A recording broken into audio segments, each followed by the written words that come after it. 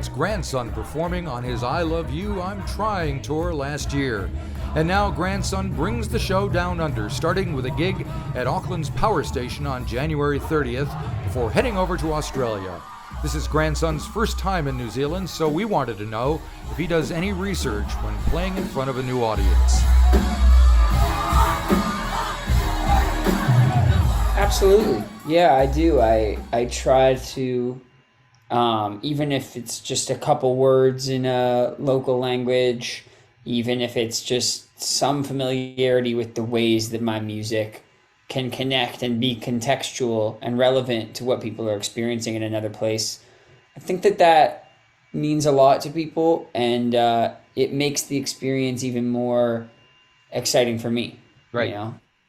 Uh, Uh, do you know anything So about the I Maori do. I language? really look forward to. I also like if it's up to me, dude. I love coming a couple days early so that I'm not jet lagged or anything, and that I'm excited to come to this part of the world. It's something I've looked forward to for a long time, and I think that spending a little bit of time investing in eating good food and seeing where people are, it makes me motivated to put on a great show. Right. Uh, Right.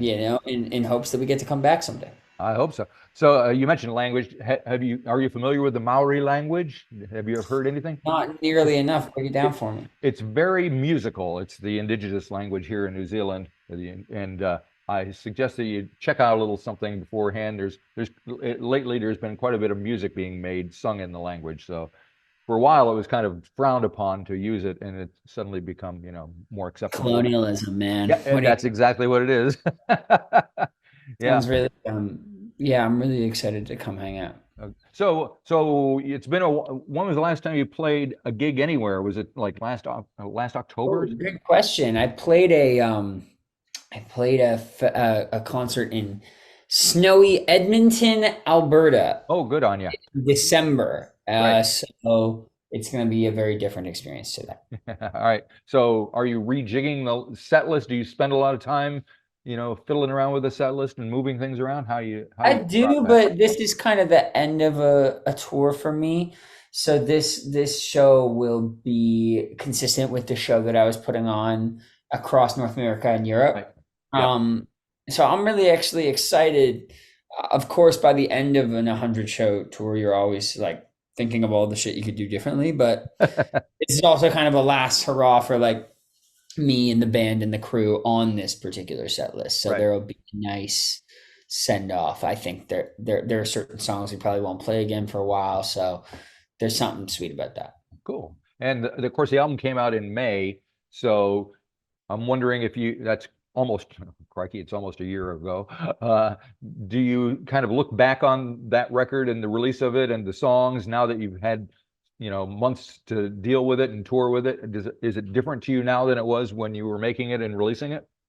Yeah, absolutely. It really does take on a different context. Not only, an idea, your song is so delicate and means so much before you put it out. And then it's like leaving a newborn baby in Times Square, like how quickly it can be contaminated by other people's expectations, reactions, ambivalence, maybe the hardest thing to comprehend of all. Right. Um, but then you go tour it, and you think people have made their minds up about this thing through this vast echo chamber of the internet, and then you meet people who are so profoundly affected, who have etched the lyrics onto their skin for the rest of their life, who Yeah, have, that's you know, hardcore.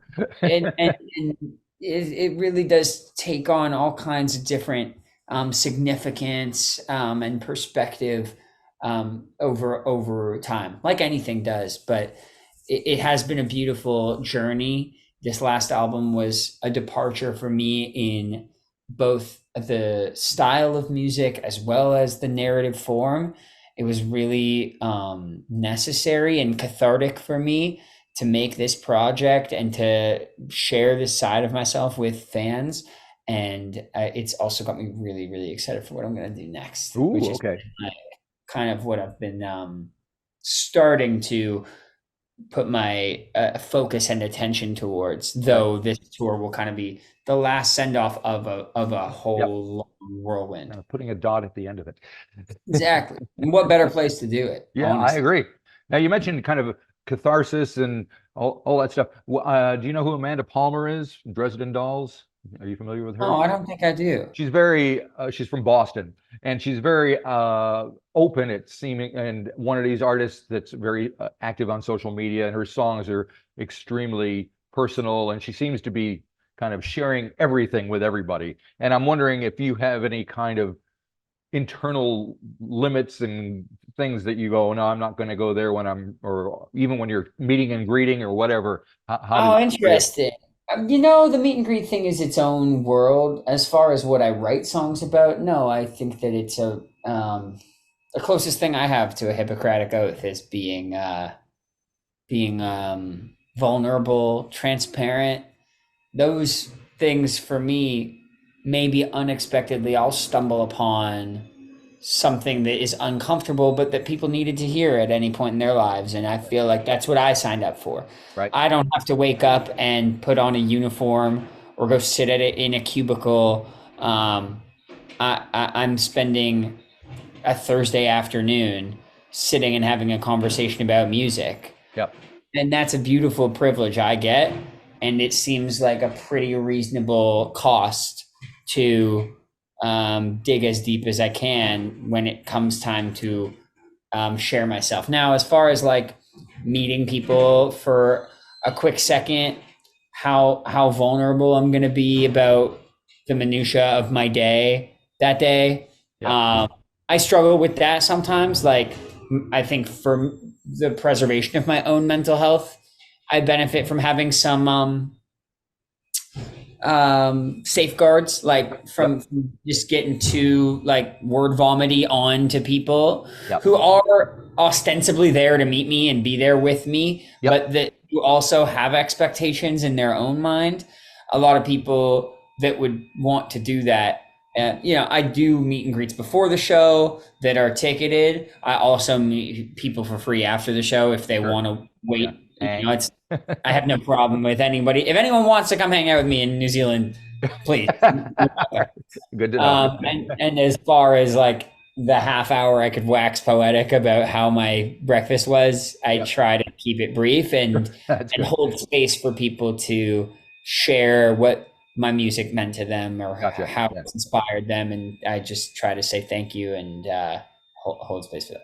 Now, of course, you're a political animal as well. You kind of hung with Bernie, and uh, you have opinions and about politics and stuff. And it's a very political year in the States, which, believe it or not, all that stuff that happens there trickles down all over the place, if I can Of use course, yeah. that term. So, with the election coming up, do you think people should be angry or hopeful about how things are shaping up in the States? Pretty angry. I think that there has been an atrophy. There hasn't been nearly enough urgency to make people feel heard or understood for a long time. I do think that there is also hope. Where you will find hope will be about your commitment to looking for it Right? and about how immersed you're prepared to be in municipal, city, and statewide elections. There's always exciting, young, progressive values represented. I think that's happening more and more. I'd like to think it's happening more and more. It certainly is in certain spots within America. But as far as what we have to choose from in the general election, I do think people are pretty fed up with the status quo, and I'm definitely curious how this is all gonna play out and what the incumbent can do to effectively mobilize young people Right. and people from a very diverse background to be energized and feel represented. Yep. And there's not a lot of time to show those results effectively. Yeah. So it's a pretty Yeah, weird thing. the feeling of needing change for change's sake can be a dangerous thing. We just had an election here a few months ago, and that's kind of where the general population was at. So they voted out the old, which was the Labor government, in with the national, just because they felt like something needed to change. But once they Right. got in, they were like, "Oh my God, look what these guys are doing! Wait a minute, is that what we voted for?"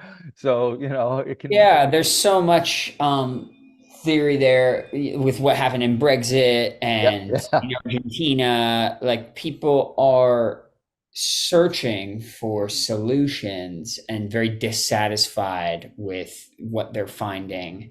And there will always be wolves in sheep's clothing that will sell you on somebody easy to blame for your circumstances or some quick poison pill, right. like, and I don't know. I think that the, winds of justice blow quite softly, but they do blow. And I think that it's going to be a really, really weird year for sure. Yes, yeah. Do you ever see yourself going into politics? No, No. I don't think I do. I I don't think I do. If I were, there's always cool urban legends of like here in America, we have these series of coastal towns. They're actually kind of similar to Australia in some ways along the west coast. And there's a small town called Carmel by the Sea, and Clint Eastwood was the mayor for Right, like two, three right. years. Oh, There's always some kind of, and then you never know. You end up like Arnold Schwarzenegger or Ronald Reagan, and you ride your celebrity status all the way to the White House. But didn't Arnie just get pulled over in Berlin or something for? I didn't see that. Yeah, check it out. I think he got caught with an undeclared expensive watch on his wrist or something. Ooh, that's a slap on the wrist for the Terminator. Exactly right. Yeah. Yeah, no politics for me All right. anytime soon. All right. So you're excited about the new music. So are you always writing, or do you kind of sit down and think, okay, I got a new project to work on. Let's do this thing.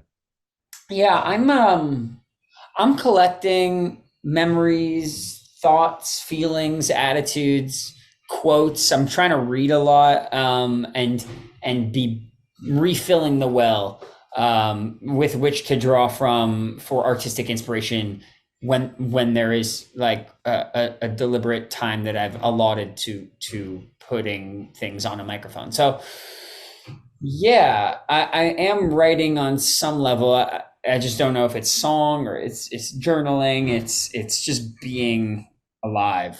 Right. For Yeah. me is always going to give me more to synthesize and distill into a song. Right. And in general terms, what inspires you to write? Does somebody say something to you and it triggers like a thought, or do you hear something on the radio and you think, "Oh, I can work," that's interesting. How does that process Yeah, go with you? sometimes it can come from an unexpected place like that. Other times it's a feeling that I've had that I can't seem to shake, and a curiosity on, can I find a perspective with which to tell the story? Maybe it's not even my perspective to view it from. Yeah. Um, for me, the political angst that I tell stories with is less so about the molecular, like, semantics of what's happening and more about the personal hypocrisy. Like I Right. have a real intolerance for hypocrites, for um yeah, like I think that sort of feigning moral high ground, being inconsistent, inconsiderate, deliberately like obtuse, those kinds of qualities piss me off and make me want to write rock songs. Okay. Excellent. Well, there's plenty of that around. And no kidding. No kidding. There's more. It's like it's contagious or Yeah, something. yeah. Like I said, you'll find it down here, just sadly, as much as anywhere else these days.